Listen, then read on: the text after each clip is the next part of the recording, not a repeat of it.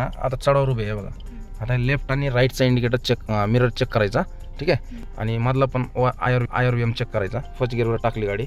आता तुम्ही क्लच अर्धा सोडा फक्त, हळूहळू. टाच नाही हलवायचा. बस एवढाच. व्हायब्रेशन मोड आला का?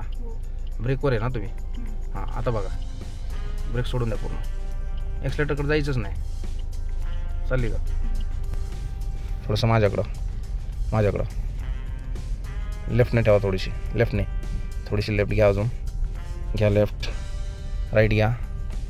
हां परत थांबवा, क्लच दाबून. Very good. आता आहे ना आपण उतरायला आहे. आता रिव्हर्स गिअर पण टाकायची गरज नाही, फक्त क्लच दाबा, मागं जाईन गाडी आपली. ब्रेकवर पाय ठेवा फक्त. राईट घ्या माझ्याकडं. Very good. क्लच दाबा, ब्रेक दाबा, स्टॉप. Very good. आता सेम प्रोसेस फर्स्टमध्ये तर आहे आपण, ठीक आहे. आपण गिअर काढलाच नाही कारण उतार क्लच दाबल्याने गाडी मागं आली. हां आता फक्त क्लच सेम प्रोसेस करायची. क्लच हाफ सोडायचा, ब्रेक सोडून द्या. एक्सलेटरकडे जाऊच नका. माझ्याकडं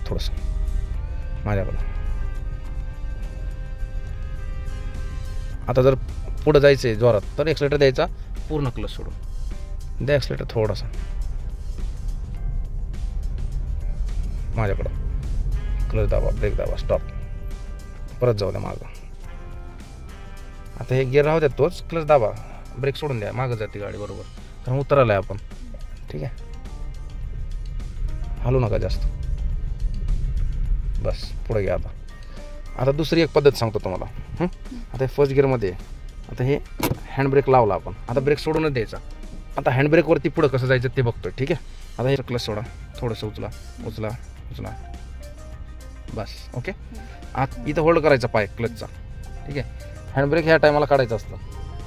हां उचलून काढा. गेली का?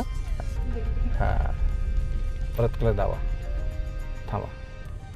जर